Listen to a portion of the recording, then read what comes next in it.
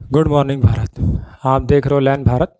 और आज हम बात करेंगे 2 जून को हुए उड़ीसा में रेल हादसे के बारे में। आप जानते ही होंगे कि इसमें लगभग 250 से ज़्यादा लोगों ने अपनी जान गंवाई है और लगभग 900 से ज़्यादा लोग घायल हो चुके हैं। सबसे पहले हम जिन्होंने अपनी जान गंवाई है इस रेल हादसे में उसके प्रति संवेदना व्यक्त करते हैं और कामना करते हैं कि जो घायल हुए हैं वो जल्द से जल्द स्वस्थ हो जाएं।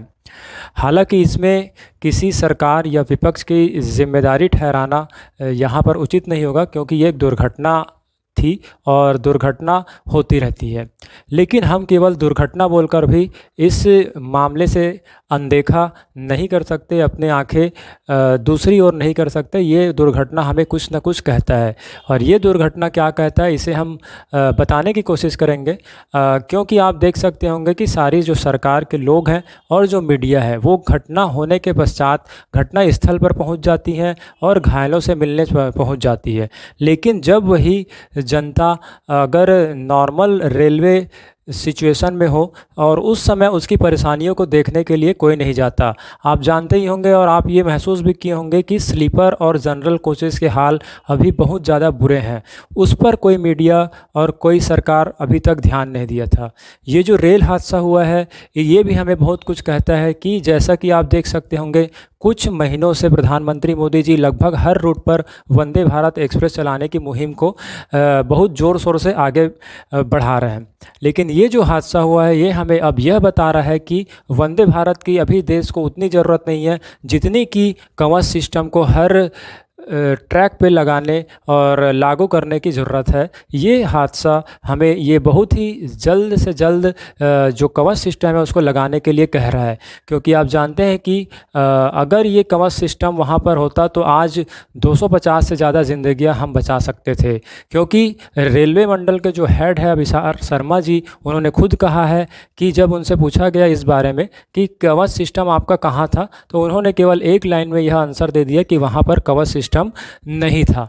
जबकि मीडिया को ये प्रश्न फिर सरकार से भी करना चाहिए था कि वंदे भारत जो आपका प्लान है वो हो सकता है अच्छा हो, लेकिन उससे पहले आपको कवच सिस्टम और सिक्योरिटी सारे रूट पे लगाना ज़रूरी है। तो आप उसमें कितना काम कर रहे हैं।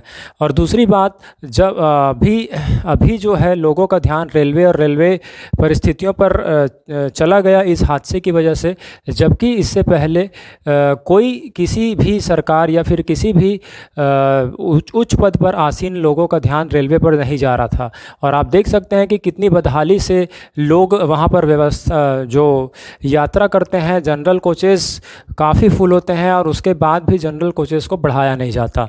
जबकि ये जो हादसा है बहुत कुछ कह रहा है और हमें बहुत कुछ सीख दे रहा है कि हमें वंदे भारत से ज़्यादा कवच सिस्टम पर ध्यान देना चाहिए। और वंदे भारत की ज़रूरत भारत को हो ना हो, लेकिन सभी रूटों पे जो लाखों लोग रोज़ ट्रैवल करते हैं उस पर उनकी सुरक्षा के लिए कवच सिस्टम लगाना बहुत ज़्यादा ज़रूरी है।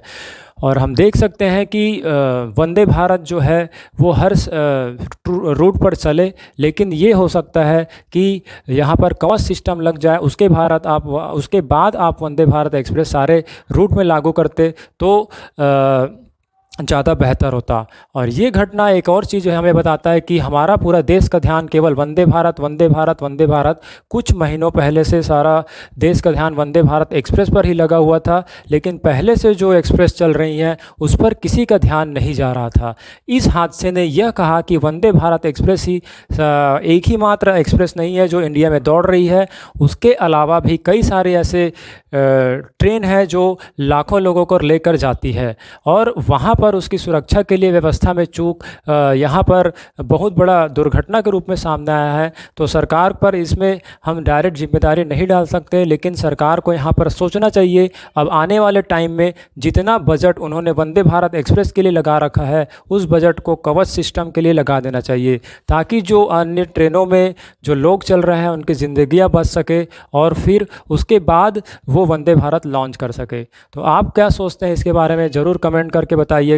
और ये वीडियो आपको कैसी लगी आप कमेंट करके ज़रूर बताइएगा। इसी तरह के न्यूज़ को देखते रहने के लिए देखते रहिए लैंड भारत। Thank you.